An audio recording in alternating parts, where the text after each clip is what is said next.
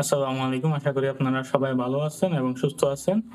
So এই ভিডিওতে আমি মার্কেটের আজকের অবস্থা নিয়ে কথা বলবো। এরপরে ইন্ডেক্স মুভার, ৩ নম্বরে হচ্ছে টপ স্টক গেইনার এবং লুজার, ৪ নম্বরে হচ্ছে ডিএসইএক্স এবং মার্কেটের আগামীর অবস্থা। ভিডিওর কোনো এক অংশে মিডল্যান্ড ব্যাংক নিয়ে কথা বলবো। আর সর্বশেষ হচ্ছে একটা স্টক নিয়ে কথা বলবো। সো চলুন শুরু করা যাক।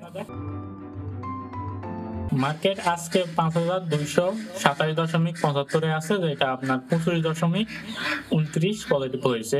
সো এখানে 1 মিনিট চার্টটা আপনারা দেখতেই পাচ্ছেন, একটা ভালো মুভমেন্ট হয়েছে। আর শেষ মুহূর্তে একটু সেল প্রেসারটা বৃদ্ধি পাইছে, কিন্তু এমনি ভালোই মুভমেন্ট হয়েছে মার্কেটে। স্টকে যদি দেখি 230টা আপে আছে, 120টা ডাউন এবং 50টা আনচেঞ্জ অবস্থায় আছে। সো মোটামুটি 250-এর কাছাকাছি আপে থাকলে আর একটু ভালো হইতো। সো ট্রেড ভ্যালু আপনার গত দিন থেকে 12 কোটি টাকা কমে গেছে।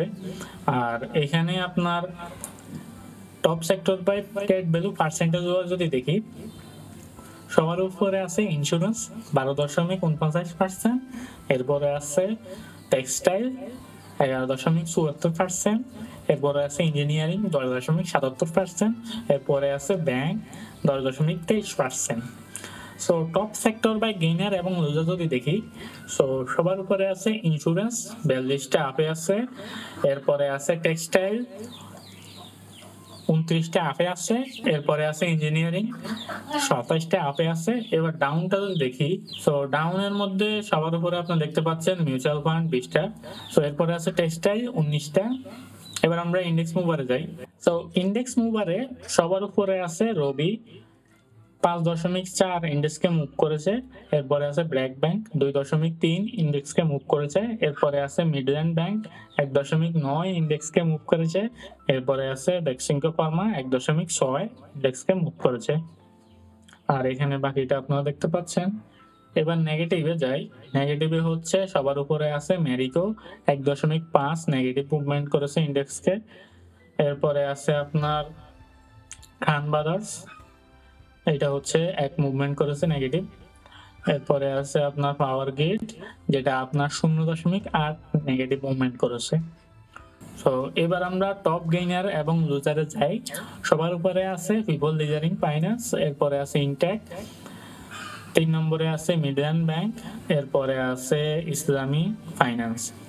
সো এখানে কিন্তু অনেকগুলাই জাঙ্কি স্টক উপরে আপনি দেখতে পাবেন 9%-এ। সো এটা একটু সতর্ক থাকবেন। আর মিডল্যান্ড ব্যাংক সম্পর্কে একটু বলি। সো মিডল্যান্ড ব্যাংক আপনার আজকে দেখতে পাচ্ছেন কিন্তু 9%, 10%-এর কাছাকাছি চলে গেছে। আপনি যদি আগে ঢুকে থাকেন তাহলে কালকে পর্যন্ত প্রফিট বুক করে নেওয়া ভালো হবে।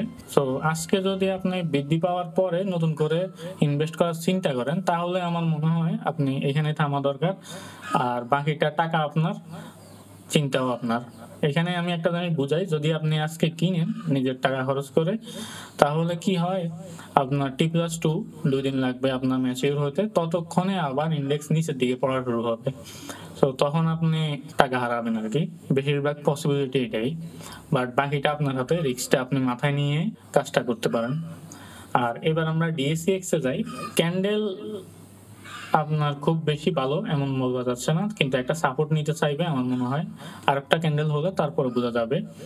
আর এখানে ভলিউম যেটা আছে আগে থেকে বেশি দেখাচ্ছে, তো এটা একটু ভালো। তো হিস্টোগ্রামে কিন্তু আপনি আজকে দেখতে পাবেন না এটার প্রভাব, আপনি হয়তোবা আরো 1-2 দিন পরে হিস্টোগ্রামটা যে পজিটিভ একটা কিছু দেখবেন। আরএসআই দেখেন, আরএসআই আপনার 33.90। সো এখন উপরের দিকে উঠা শুরু করবে, যেহেতু মার্কেট ঘুরার একটা পসিবিলিটি দেখাচ্ছে। এখন একটা স্টকের কথা বলি। সো এটা হচ্ছে নাভানা ফার্মাসিউটিক্যালস। সো প্রথমত আমি কিছু কথা বলিনি, এটা একটা অ্যানালাইসিস, আপনি নিজের মতো একটা অ্যানালাইসিস চালাবেন, এরপরেই চিন্তা ভাবনা করবেন। আমি আপনাকে কোনো রকম বাই বা সেলের পরামর্শ দিচ্ছি না, আমি জাস্ট স্টকটা সম্পর্কে বলছি। তো আপনি রিস্কটা বোঝার পরেই তারপরে আগাবেন। সো এইটা আপনার শর্ট টার্ম একটা মুভমেন্ট দেওয়ার পসিবিলিটি আছে, এখানে আপনার 58 পর্যন্ত যাওয়ার একটা পসিবিলিটি আছে, 58 বা 60-এর আশেপাশে। এই ক্ষেত্রে আরেকটা কথা বলিনি, এটার আপনার অক্টোবরের 30 তারিখের দিকে রেকর্ড ডেট পড়তে পারে। সো রেকর্ড ডেটের পরে কিন্তু প্রচুর সম্ভাবনা যে এই শেয়ারটার দাম কমে যাবে, কারণ এটাতে শেয়ারের আপনার ডিভিডেন্ড কিন্তু খুব কম দেয়। সো ওই হিসাবে আপনি এক্সিট প্ল্যান নিয়ে তারপরে ঢুকতে পারেন। সো আজ এই পর্যন্তই, ধন্যবাদ সবাইকে, আসসালামু আলাইকুম।